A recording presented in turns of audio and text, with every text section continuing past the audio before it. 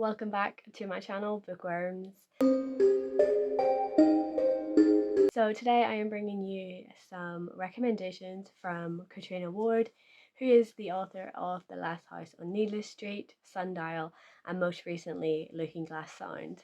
I have read all of her recent works. I have loved all three of those books that I mentioned, and I wanted to read some other books that she might recommend that kind of follow a similar premise, or just stuff that she has enjoyed.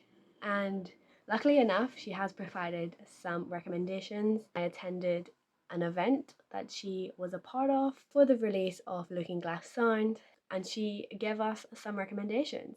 So that is what this video is going to be. I am going to be reading recommendations by Catriona Ward. And those recommendations that she had were Mrs. March by Virginia Fieto. This follows a woman through changes and I'm guessing the descent into madness. So I'm intrigued by this. The book is stunning, and of course if Catriona likes it, then I might enjoy it too.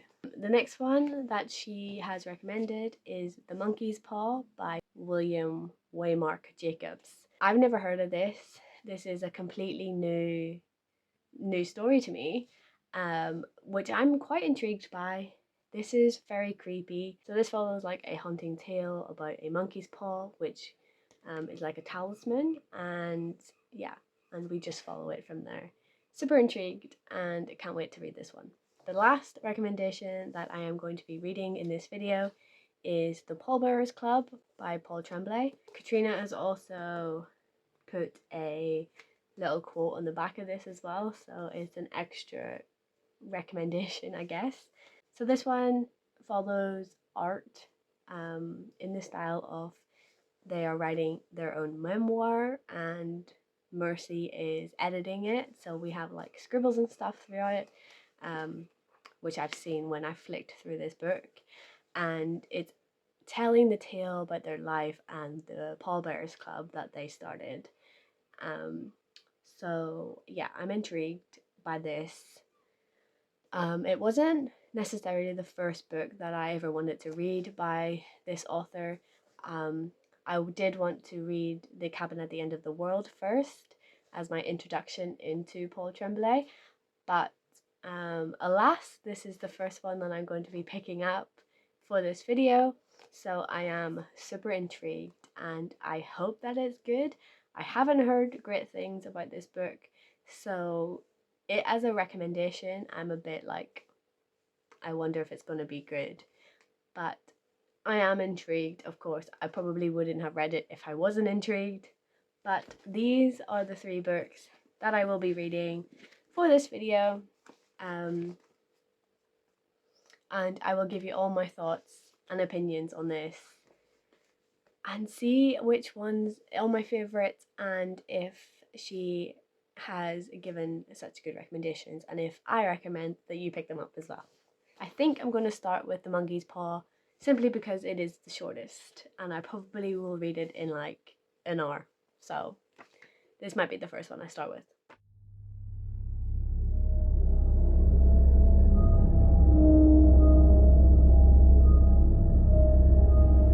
Okay, so I have now finished The Monkey's Paw. This is obviously a really old classic story. It's really short and I really loved it. It was so incredible and very gripping. It's a classic short story, like I said, which I feel like inspired my favourite Stephen King book, which is of course Pet Sematary. And I feel like Stephen King used this story as a guide and kind of just went with it to create his creepy and eerie story based on The Monkey's Paw. In this, we follow a family who get a visit from a soldier who has just come back from India with a weird talisman, which is the monkey's paw, and he describes this monkey's paw as giving the master or the owner the ability to have 3 wishes and to grant them anything that they wish. So the family keep the monkey's paw because the soldier had finished with it and didn't need it anymore, and decide to actually use it. But what they wish for kind of changes the course of the rest of their lives. And I think that this story is a symbol of what it means when people say, be careful what you wish for. They definitely went with that morale and kind of highlighted the possibilities that can come from wishing your life away, wishing things were different. This was definitely a very interesting read, a very short read, might I add. I finished 3 chapters in this book, novella, story, I guess. It's so short, it's difficult to categorize it.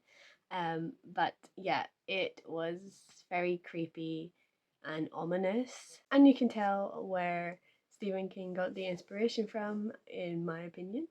So I'm very thankful to Catriona Ward for recommending me to read this book. I probably would never have picked it up if it wasn't for her. So yeah, um, it's definitely a good recommendation, which makes me excited for all of the other ones to come. So I will check back in with you when I have some thoughts around the Pallbearers Club and give you my final review on that book. So yeah, see you soon.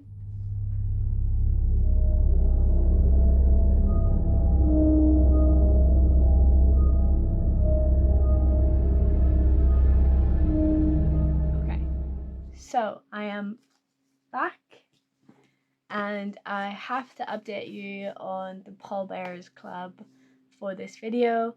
Unfortunately, I did not enjoy this one.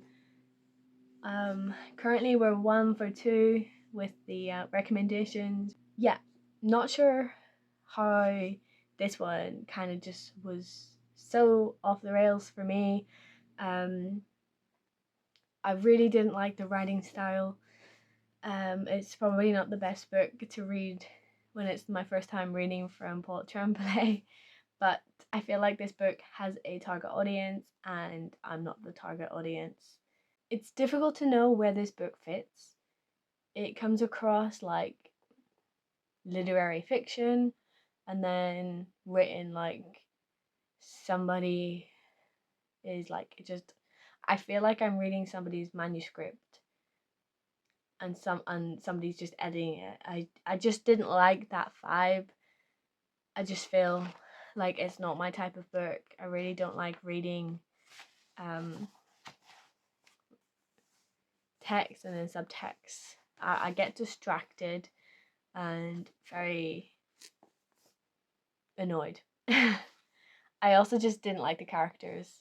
Art was very annoying, and the fact that it's supposed to be a memoir but it's written like fiction, and the Mercy who's editing the book or writing notes in also says the same thing, and you start to then get to know Mercy and their relationship, and you can tell it blossoms throughout the memoir, but I was so bored. So unfortunately this one I will have to give like 2 stars, maybe 1 star, but I'll be generous and give it 2.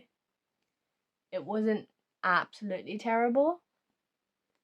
It was readable, but it wasn't enjoyable.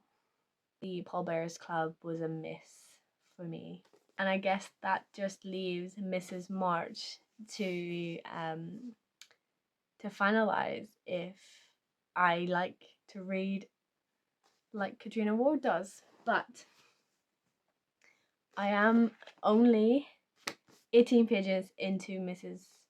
March already, and I'm really loving it. It's incredible, very suspenseful, and I feel like we already know a lot about Mrs. March within these 18 pages. She's very susceptible to what people say to her, and I feel more connected to this character than I ever did for art in the Pallbearers Club. So I'm kind of hopeful that Mrs. March is going to be right up my alley and something that I really enjoy. So I have now just finished Mrs. March, and wow, this was incredible. I thoroughly enjoyed reading it, much better than my previous book for this video. Obviously now I finished this is rounding out the recommendations by Catriona Ward. So firstly, Mrs. March is a story about a woman called Mrs. March, and her husband is a novelist, and he's recently just published a book, and the shop seller kind of insinuates that one of his characters is very similar to Mrs. March.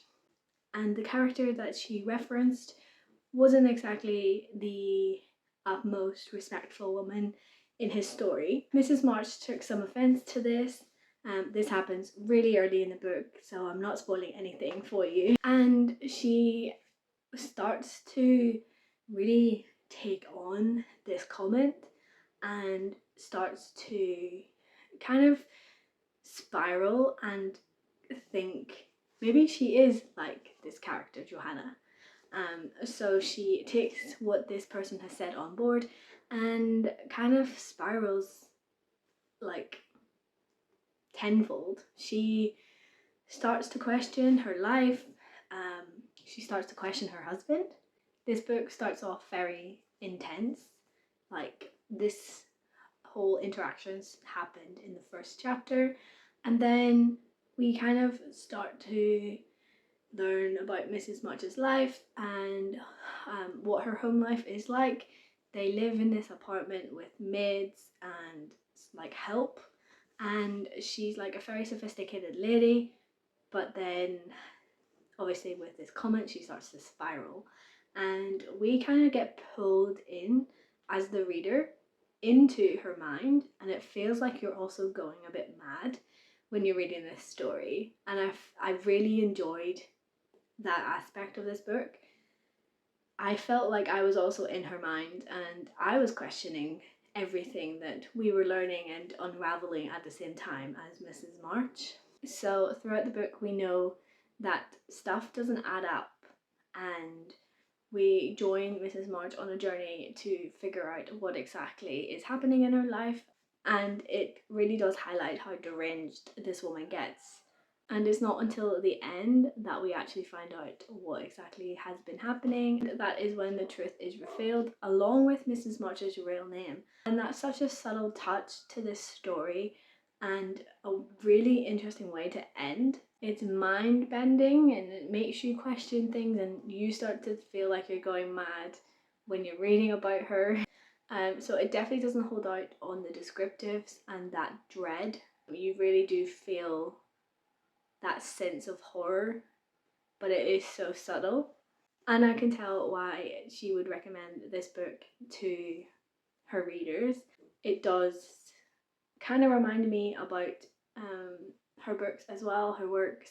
They're very much mind-bending thrillers, and I feel like Mrs. March is also one of those. So yeah, that is my review on Mrs. March. 2 out of the 3 recommendations were a hit, and unfortunately the Pallbearers Club just wasn't it for me. I didn't really like the writing style of it, but the Monkey's Paw and Mrs. March were definitely up my alley.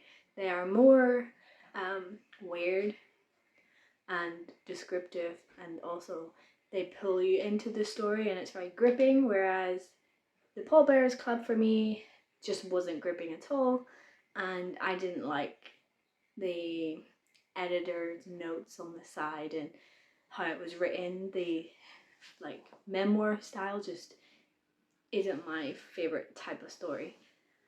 But nevertheless, I still think this was a fun and successful project. It's been really fun. So I hope that you have enjoyed watching this, and maybe you'll pick up The Monkey's Paw or Mrs. March, or maybe even the Pallbearers Club too.